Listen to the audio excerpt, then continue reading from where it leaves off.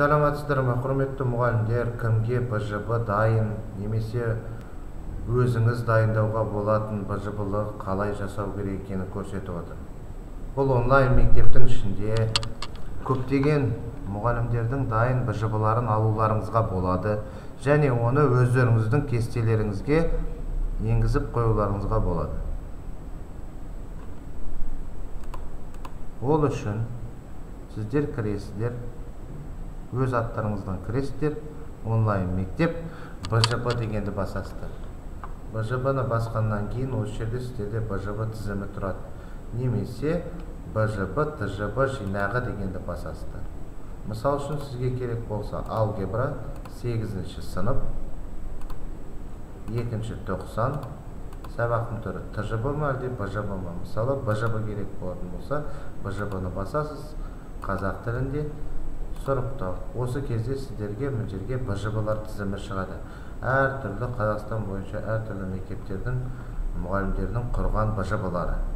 Мысал үшін маған мынау керек болып қалды, квадрат теңдеулер. Осыны басамын, осының үстіне басып, БЖБ-ны өзіме жүктеу дегенді басасыздар.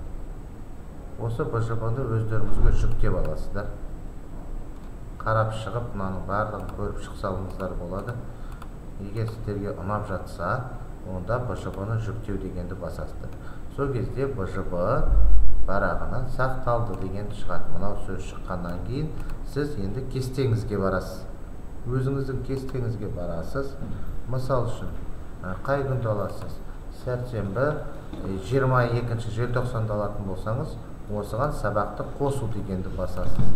Сабақты қосу дегенді басып, қай сынып? 8-ші сынып, мысалы 8А ма өзіңіз, мысалы 8Б дедік. Әр қарай алгебра, одан кейін БЖБ сабақтың түрі, одан кейін жаңа сіздің менің БЖБ-м дегенді басасыздар, жаңа сіздің сақтап қойғаным БЖБ-ңыз шығады. Міне, квадрат теңдеулер бойынша жиынтық бағалау дегенді басасыздар, сақтайсыз. Сонда ол сіздің сабақ кестеңізде бүгінгі тұрады. Оқушыларға айтасыздар, осы БЖБ-ны тапсырыңыздар деп. Сол кезде оқушылар тапсырады.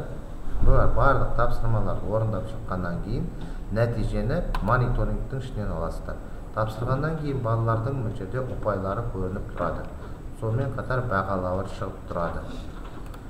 Енді өзіміз құратын болсақ, онда қайтадан басасыздар БЖБ-ға, БЖБ ТЖБ дегенді басасыздар да сабақты қосу дейсіздер.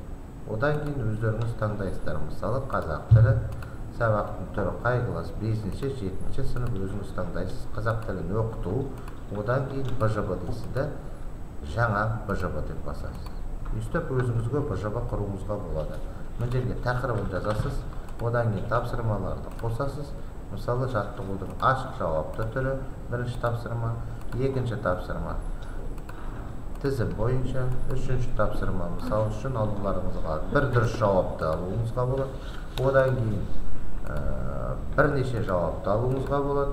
Одан кейін сіздер алуларыңызға болады жұптау. Міне осындай БЖБ-ларды құрып, өзіңізге сақтап қоюларыңызға болады. Ол осы онлайн мектептің ішінде сақталады. Рахмет тыңдағандар.